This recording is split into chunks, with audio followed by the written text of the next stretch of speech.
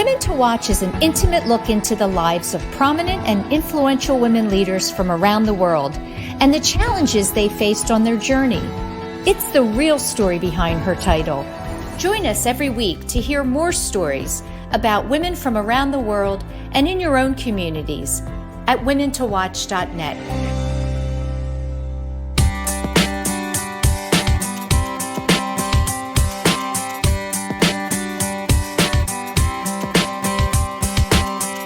Everyone, and welcome back to another week of Women to Watch. I'm Sue Rocco, and it's so great to be back with another interview with a woman who has an incredible professional career and a very interesting life story as well.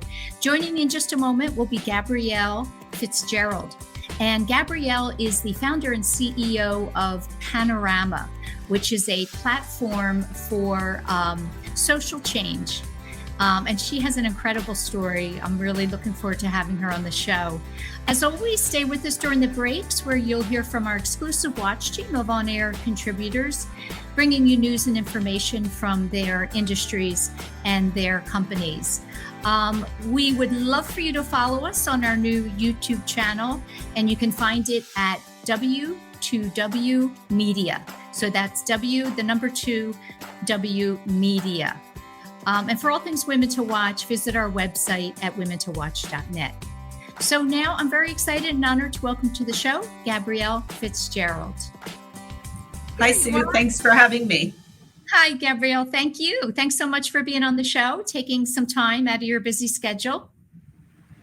Really happy to be here and looking forward to our conversation. Terrific. I wanted to go back to the very beginning, as we always do on the show. And I thought I would start with asking you what you remember about those first 7 years that you had in Connecticut before you actually moved with your family to Geneva, Switzerland.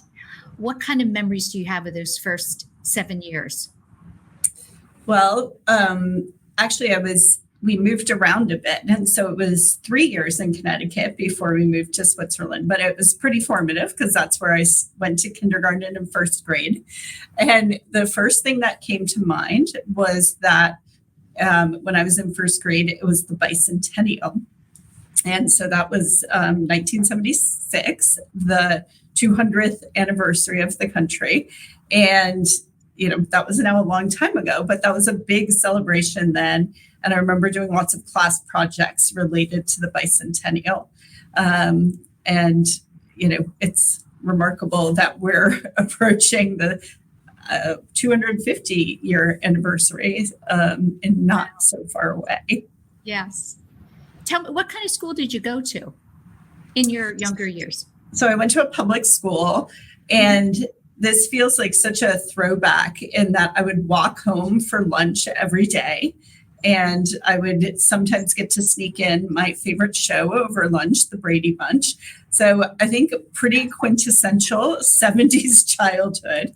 And, I don't know how many schools do that anymore where kids go home for lunch, but it really was truly a neighborhood school in a small town in Connecticut where in hindsight, it sounds very idyllic. But, to me, that was just what I grew up with. Yeah. And tell me, so what was it that had your family move to Geneva? Yeah. So my dad worked for a company, and he had the opportunity to work in their international headquarters, which was in Geneva. And it's funny to think about because in my career in recent years, I travel a lot.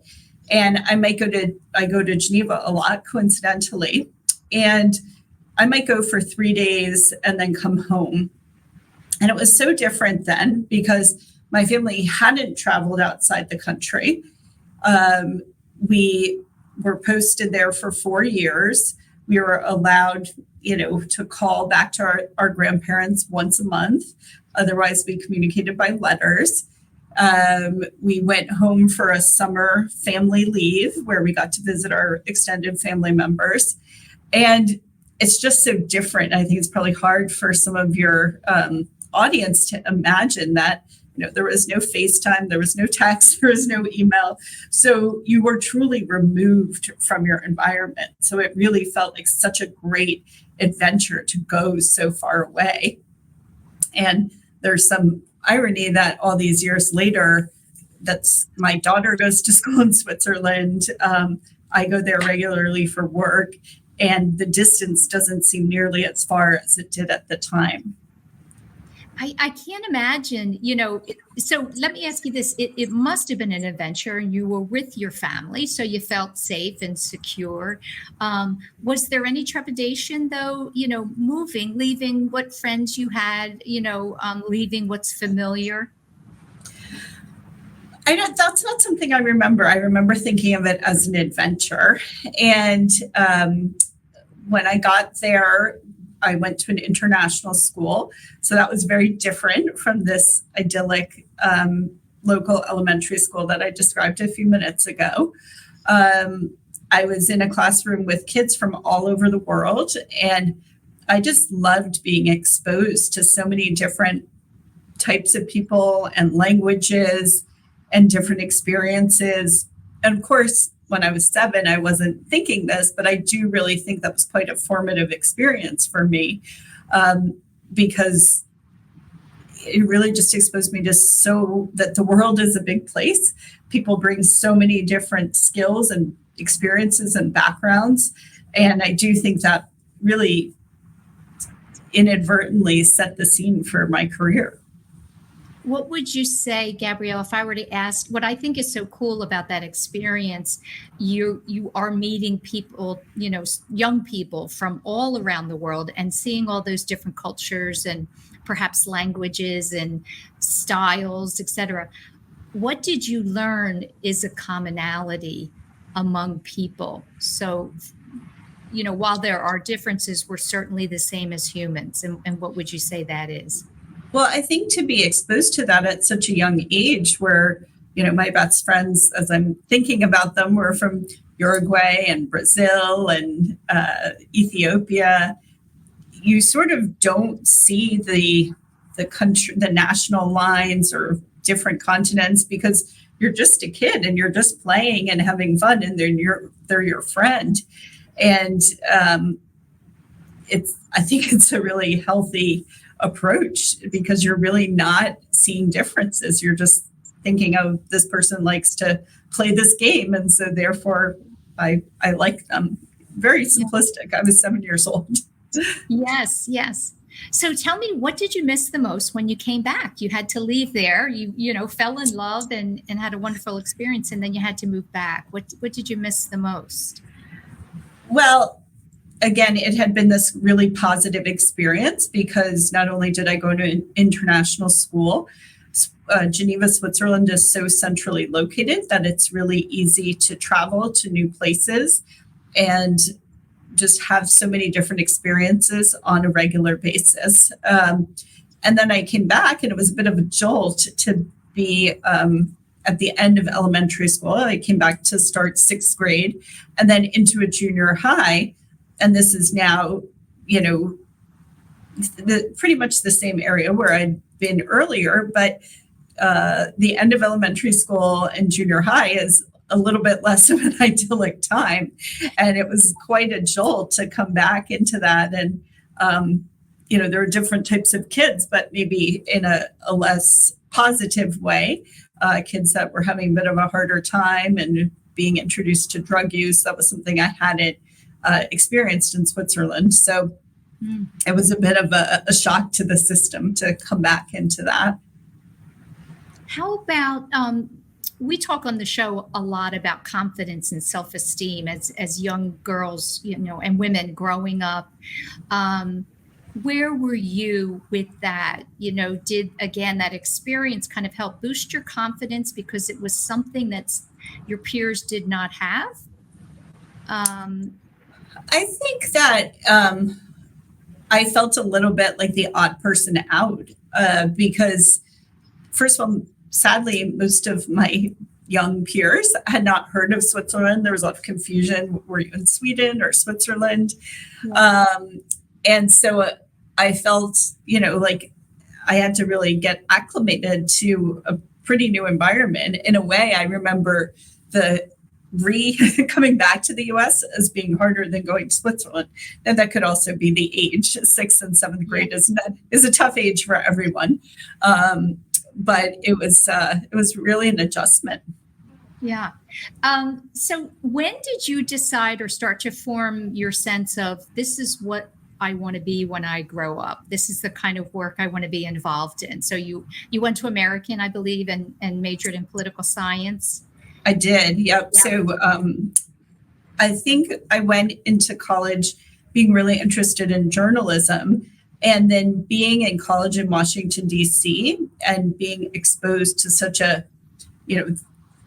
so many of our professors were adjunct professors who worked day to day on Capitol Hill or in political consulting, just really being exposed to that, and then having internships on Capitol Hill and with some of the professors really turned my interest to political science. And American University has some really great classes. They call it Campaign Management Institute, where you're really in the role of a campaign manager for they take real statistics and real poll numbers from a candidate and then ask you to develop your strategies and a campaign around them. And I just remember really loving that and being really energized. And when I started, I was majoring only in communications and decided to double major in political science and communications because of all that exposure.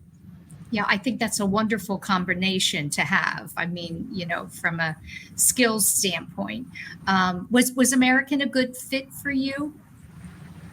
It was. It was, again, a lot of diverse students. There's quite a big, or at the time, there was a lot of international students. And it was also really pulled in a student population from every state in the country. And so I did really enjoy going to school in a city and being exposed to different types of people again. What was your very first job out of college, or did you go right to graduate school? Well, it's actually relates to that Campaign Management Institute. So I had met one of the professors who was teaching one of the classes, and I had an internship. And I was really fortunate that the internship turned into a full-time job. At the time I was graduating, we were coming out of a recession. And so I think I was the only one of my college roommates that had a job upon graduation. So I felt really fortunate to have a job, and with a salary of $16,000 a year, I felt very lucky. That's a lot back then. Yeah. What year was that? 1991. 91. Okay. Yeah. And go ahead. Well, so what was interesting, so I worked with this firm for about 6 months, and we were working on a set of elections in New Jersey, and it was a Democratic consulting firm, and all of the candidates that the firm was working for lost.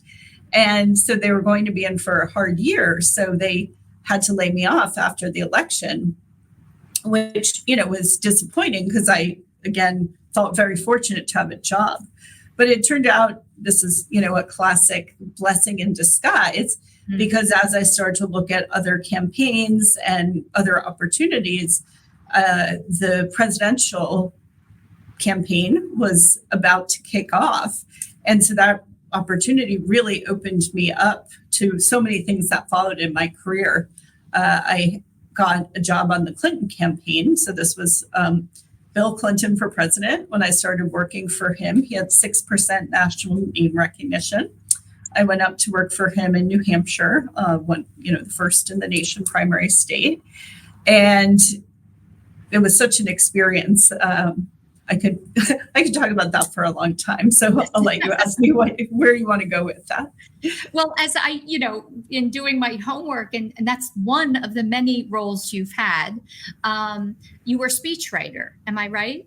Or were there multiple? It led to a role down the road as a speechwriter at the White House. So in New Hampshire, I was what they call a field staff. And You literally are going around knocking on doors, trying to convince people to vote for your candidate. And to date myself, yet again, we literally had index cards with everyone's name and whether they were a likely voter, committed voter, or if they were not interested, we'd kind of put that stack of cards over to the side.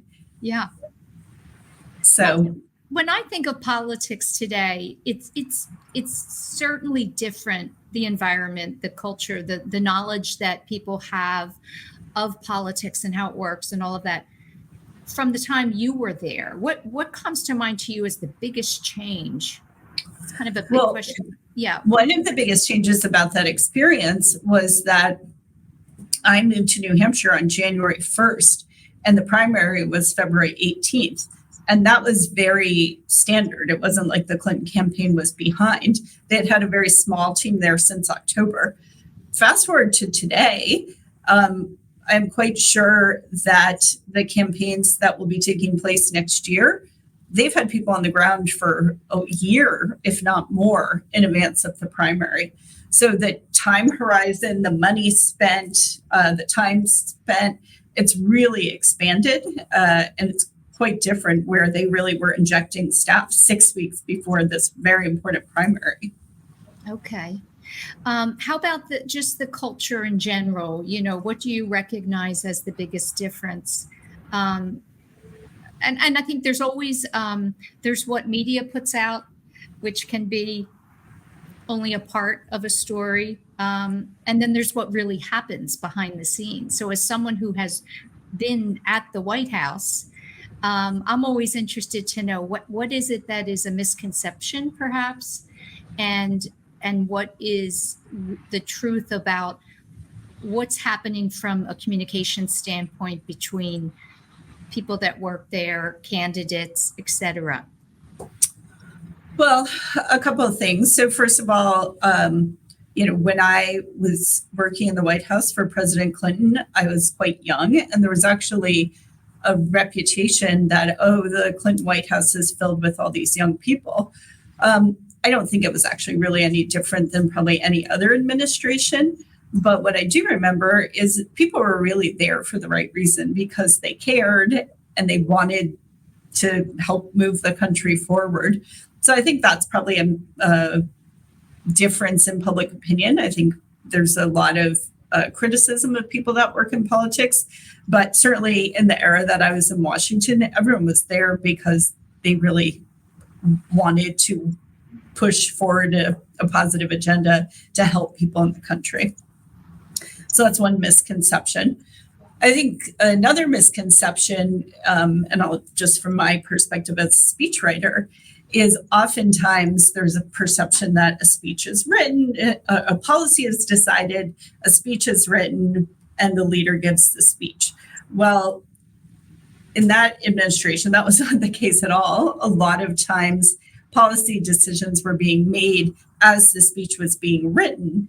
And so being in speech writing became a really interesting bird's eye view into what was happening in the White House writ large, as different teams were arguing for different priorities in any given speech. And the annual State of the Union is such a good example because everyone wants their issue or their initiative to be recognized in the State of the Union. So there's a lot of input that is being suggested for the State of the Union. So, Gabrielle, in your role as a speechwriter, I'm curious to know if, you're writing a speech and then my guess is somebody is proofing it or reading it. Is that actually the president? Are you having back and forth with him, or does it go through an intermediate? Yeah. Well, there was a head of the speechwriting office who, of course, reviewed everything that went to the president. And depending on the priority of the speech, very often President Clinton would get involved in, I can remember his handwritten notes, and then the speechwriter would have to go back and kind of make the edits. And it was for the big speeches, it was a real back and forth, in the moments leading up to the speech. Now, as the junior person on the team, I was usually writing some of the less sequential speeches. So they were probably getting less edits, the turkey pardoning, the welcoming, the teams to the White House that won the Super Bowl or the NBA championships. So those didn't require quite as many edits. Gotcha. Okay. Listen, we're going to go into our first break. And when we come back, I want to talk about how you landed your position with the Bill and Melinda Gates Foundation. Stay with us for a beautiful spot from one of our partners, Children's Hospital of Philadelphia. And we will be back with Gabrielle Fitzgerald.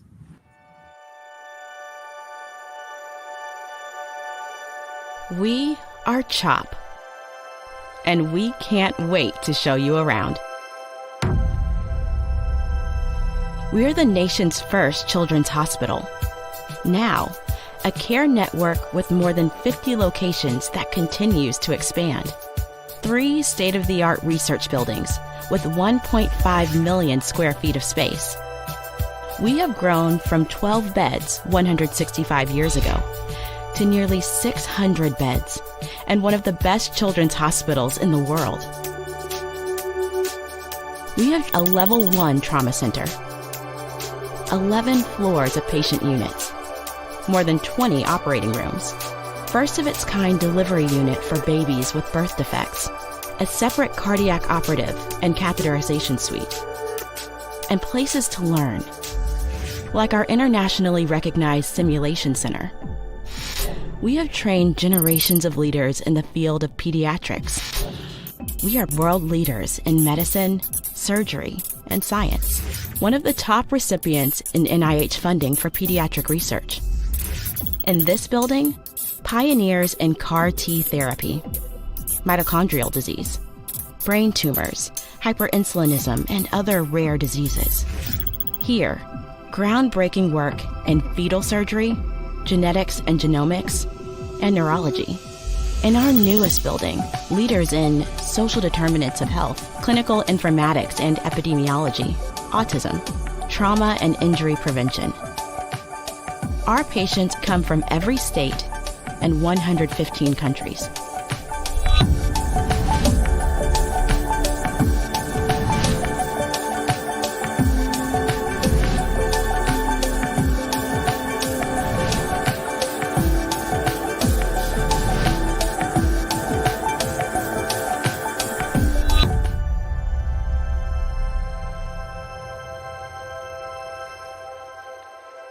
Meeting these challenges requires the best and the brightest. We are passionate about pediatrics. We are motivated to make a difference in the world and in our community. We are a team. We are CHOP.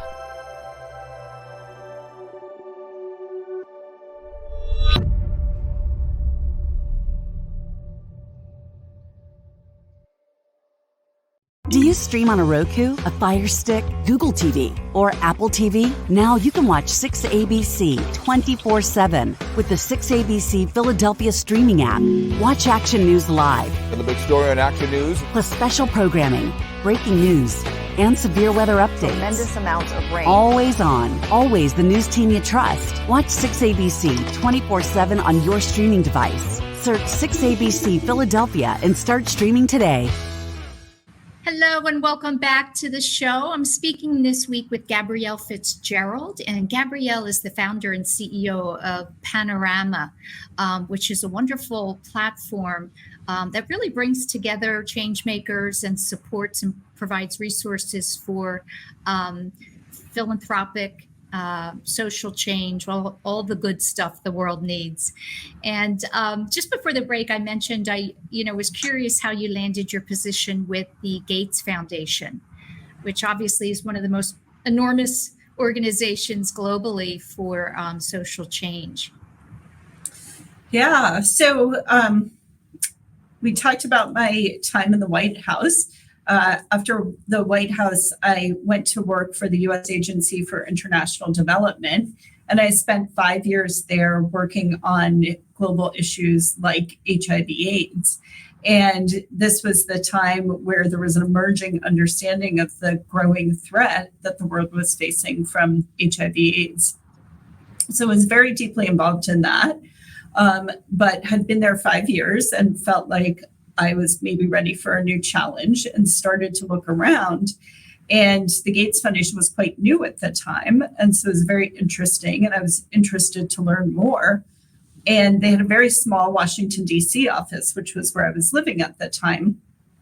And I went for what was an informational interview. But then they said, oh, we're going to have a job open in Seattle in the weeks ahead. Are you interested? Might you be interested in moving to Seattle to pursue this job? And I said, oh, sure, I'd love to. And in my mind, I'm thinking there's no way I'm moving to Seattle. I'm very settled in Washington, D.C. and very happy. But fast forward, they sent me the job description and I felt like it was the perfect job and decided to figure out how I could move across the country. And I thought I'd be here for 2 years, but now we're approaching 2 decades, and you can see the Space Needle behind me, which is Seattle's icon, and I'm still here. So the role that I was recruited to that was directly related to the work I'd been doing at the U.S. Agency for International Development was what we called issue advocacy. So working on diseases that were really not garnering the public attention they needed, like malaria, like tuberculosis. And I was hired to try and raise attention, funding partners for to focus on these disease areas. And at the time, the Gates Foundation, and still is today, was investing in new drugs, vaccines, diagnostics for those disease areas, but recognized that unless people understood how large the burden of TB or malaria was, no one would be interested in investing in making sure people got those vaccines or drugs. And so it was a real change for the Gates Foundation at the time. They had only previously had doctors and scientists, and recognizing that, you know, the classic phrase, if you build it, they will come, was not going to be enough. You needed to actually make sure governments were willing to procure the new treatment, or there was public interest in getting a new vaccine or drug. So it was a sort of logical next step after what I'd been working on at USAID. That must have been quite a challenge. You know, that was a challenging position. What was the most difficult part for you?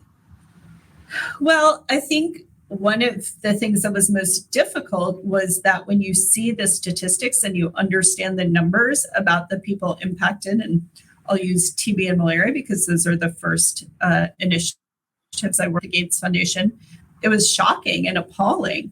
And I kept asking myself, why hasn't anyone been focusing on this? And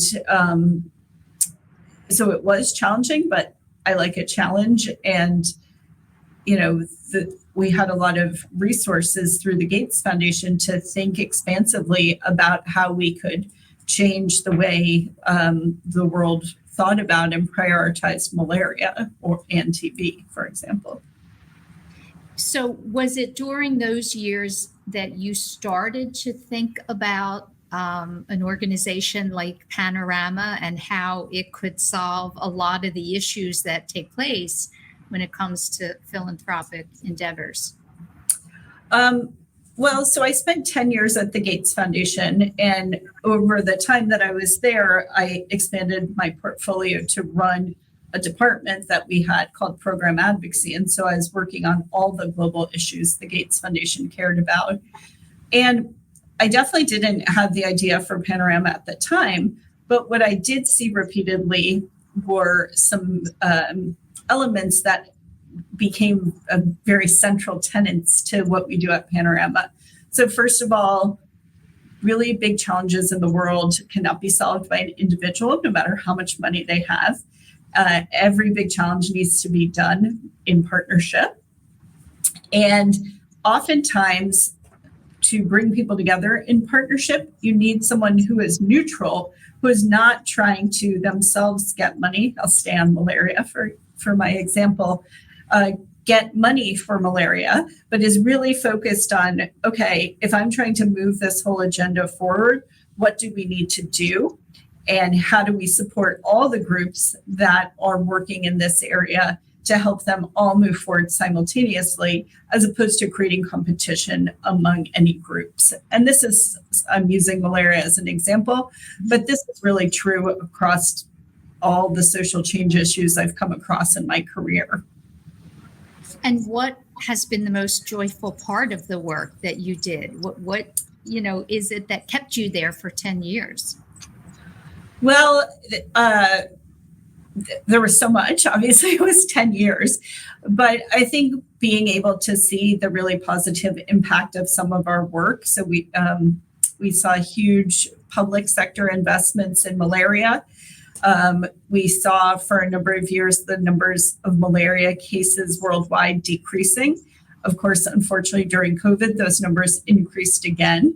But you really, I think if I were to sum up one macro takeaway, I would say that I really saw that with investment of dollars and the will to get things done, you can really make change happen.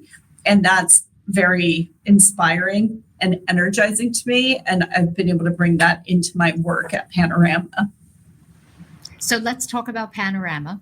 I think it takes a lot of courage to start something new on a massive scale like this. So I'm always interested in, you're thinking about it and tell me the moment you decided and who was the first person you told. Well, I remember that very clearly because I had decided I was going to do a job search to really spend time thinking about what the next step for me was going to be. And I was approaching it very conventionally, doing interviews for jobs that were posted, lots of informational interviews, circling back to colleagues and mentors, and just really trying to think about what the next step would be for me. And I assumed it was that 2017? Nope, a little bit earlier, 2016. Okay.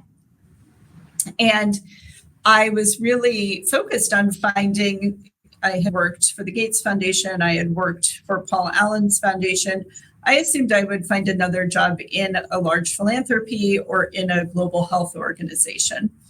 And that's what I was looking for. But as I had all of these interviews and went through the process, I really realized that I felt that my skills could best be applied to creating this neutral platform that we've just been talking about and working across multiple issues. Well, I'd spend, the past decade working primarily on global health. I'd also had the opportunity to work on other issues the Gates Foundation was involved in, like agriculture, financial services. Earlier in my career, I worked on refugees, or obviously in the White House, I worked on many domestic issues.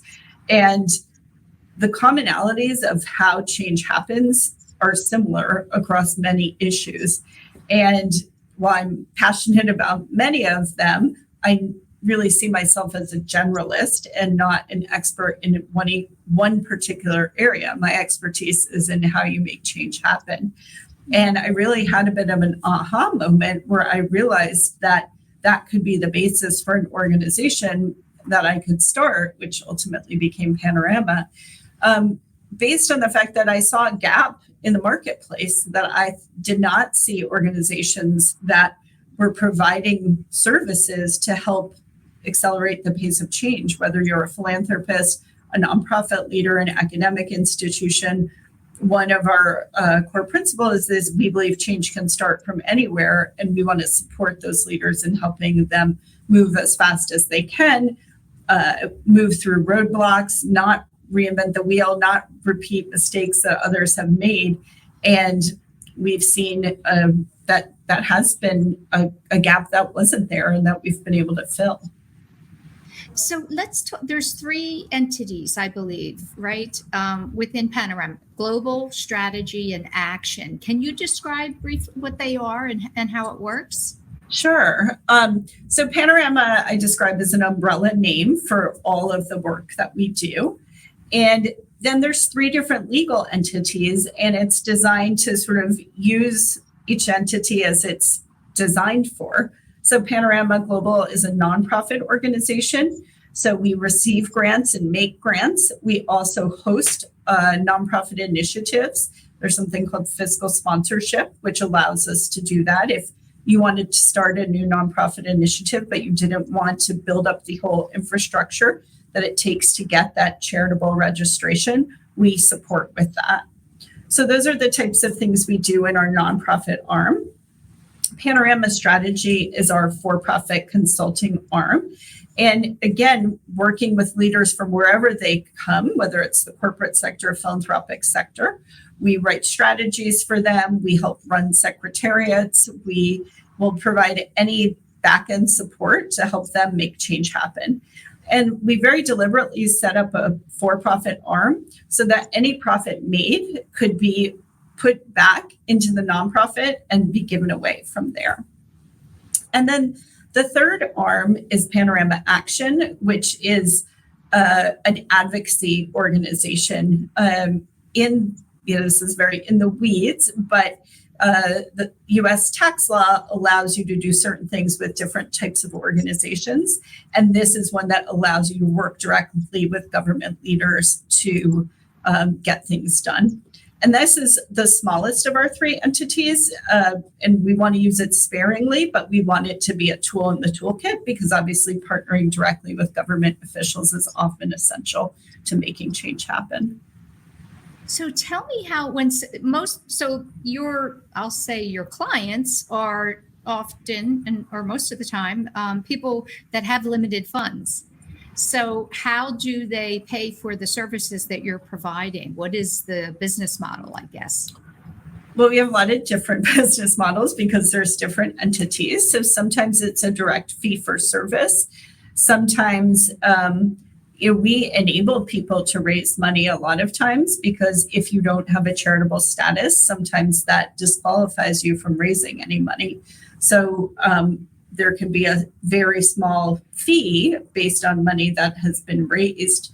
So we work with the individual partners to develop a fee structure that makes sense for them based on the amount of services we're providing. Okay. I'm curious when I look over your career and your life, you have, excuse me, moved, across several roles. And I'm curious what keeps you moving. What is it that, propels you to, okay, it's time now to move to something new? Well, I think, it's a very personal journey for every individual. And I think there's been different reasons for changes at different times. I had a former boss who I greatly respected who said he was 5 years in every job and then he moved on. And I haven't set that pattern for myself. It's as long as I can feel like I'm still doing my job, making the change, that keeps me somewhere. And when I feel like I've maxed out on that, then it's time to think about what's next. So when you look at where you are now with Panorama, do you feel as though this is where I've always been meant to be? It's such a good question that as I'm in the 7th year of this startup, something I'm thinking a lot about. I know that there's a tendency for founders to sometimes feel they need to be there forever and that the organization would fall apart without them. I'm definitely not a believer in that, but I am assessing what makes most sense for me and to keep being able to have the change on the issues that I'm working on. You're also a mother. So there's this whole other part of your life when you're yes, not there is. Running. Yes. Of 2 daughters. And I'm curious when you look, you've been involved in and been working towards helping to solve some of the world's greatest issues. And you have these 2 daughters. And if you could change one thing for them as you look to their future, what would that be? Well, it touches on an issue you asked about earlier, which is self-confidence. That has always been my greatest wish for my daughters, that they have self-confidence, that they believe in themselves. And that's you asked about propelling you forward. I think that's one of the best attributes you can have to help propel yourself forward through any challenging time or situation.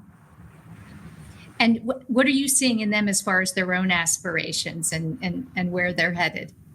Well, anyone who's a parent will know how fun it is to watch that and to see some areas where you've had influence and some areas where they're completely different. One thing that's kind of fun is that I mentioned earlier, my older daughter's in college and she's ended up in Switzerland, having nothing to do with me, just found a school that was the right fit for her. And my younger daughter, found a study abroad program that she was really excited to do in Jordan. So people hear those stories and they say, wow, you've definitely influenced them. And I don't know if it was deliberate or by osmosis, but they definitely have a love of travel. Yeah, well, I'm sure very often it's just you're living by example. Your lesson is by the life that you are living. And I always think it's wonderful when girls, young women are eager to go explore outside of, where it's comfortable. Did you have conversations with them, when we talk about just the importance of having more women in positions of leadership? Do you talk to them about that, or do you think you just are leading by example? I think a bit of both. I mean, they've seen the work for, they've been part of it for all these years. And I think they've just sort of, I'd say, gained a lot of knowledge by osmosis, by watching me, by seeing the work that I'm doing. And this belief that every individual can be part of change, I think is something they see every day from me. Yeah. One last question. We're almost at the end. I was reading an article, I can't recall where it was, and you were actually being interviewed for something, and you talked about the importance of putting ego aside. And I'd love for you to just talk what that means to you, and something you can leave our viewers with when it comes to that topic. Well, we see a lot of leaders today who do not do that. And I think when you work on social change issues and you're really committed to focusing on the change, you really need to think about what role you can play. And that a lot of things that we do at Panorama are leading from behind, or what we sometimes call the unsexy middle. And I believe that if I was very ego-driven, I wouldn't recognize the need for those very core essential services that need to happen, but may not be glamorous and may not be high profile, but they're ultimately going to support more leaders in getting change done than if I was focused on what can I do if I put myself in a public facing position. Right, exactly. Well, I hope more people follow your example. I think more work will get done. And I thank you so much, Gabrielle, for joining me today. And I wish you continued success. Thank you, Sue. Really delighted to have a chance to speak with you. Stay with us, and I'll be back to close out the show. You're going to see a beautiful spot from another partner and sponsor, Visit Philly. I'll be right back. Welcome back to Philly Watch. I can't say this enough. There's so much to see and do in Philly, but my favorite thing has got to be eating. 100%. Yeah, and now with all of the amazing weather and all of the outdoor dining options that we have, it's all I'm going to do all summer. Okay, same, because it's been so nice out, and you don't have to tell me twice, because eating and drinking is literally my favorite thing to also do, which now that I'm thinking about it, it's probably why we click so fast in the beginning. Oh, it absolutely is. And guess what? Now we have 3 new James Beard award-winning restaurants. We want to give a huge shout out and congratulations to Ellen Yin, who we actually had on a few weeks ago. Yes, we did. For winning Best Restaurateur, Chad and Hannah Williams from Friday, Saturday, Sunday for winning Best Restaurant, and of course, Chef Knock from Kalia for winning Best Chef Mid-Atlantic. I'm just so proud of our culinary scene. It is booming, and sorry, New York, but I'm gonna have to say that Philly is the food capital of the East Coast. Oh, it absolutely is. I second that. I've been waiting to go to Friday, Saturday, Sunday, and now I have even more of a reason to go. Definitely. But you know what? That's not all. Okay. Philly didn't just win 3 JBF awards. We won 4. All right, now we're just flexing. I mean, only Philly can. Toby Maloney, the resident bartender at Hop Sing Laundromat in Chinatown, also won an award for his new cocktail book. Okay, which means me and you probably have to go there. And that makes me feel like we need to do a little date night in Chinatown. Absolutely. Okay, we could do Ocean Harbor and get dim sum. Or what's that Cantonese place you like? Thai Lakes, it's my favorite. Okay, we could go there. Or Terakawa for ramen. All right, we need to start planning this immediately. Go to visitphilly.com to check out all of the James Beard affiliated restaurants. Do you stream on a Roku, a Fire Stick, Google TV, or Apple TV? Now you can watch 6ABC 24/7 with the 6ABC Philadelphia streaming app. Watch action news live, And the big story on Action News. plus special programming, breaking news, and severe weather updates. Tremendous amounts of rain. Always on, always the news team you trust. Watch 6ABC 24/7 on your streaming device. Search 6ABC Philadelphia and start streaming today. That's it, everyone, for another week of Women to Watch. Thank you so much for tuning in. A big thank you, as always, to Helm Creative for producing the show and to our watch team of corporate partners. Next week, stay tuned for my interview with Kelsey Trainer. She is an attorney. And for all things Women to Watch, don't forget to visit our website at womentowatch.net. Have a great week, everyone. From Philadelphia to the Lehigh Valley and everywhere in between. For 150 years, Penn Community Bank has been a part of your neighborhood. Helping businesses start, supporting families as they grow, and staying connected to the people and places that make this region special. It's who we are and where we're from. Penn Community Bank. Here we are, and here we grow.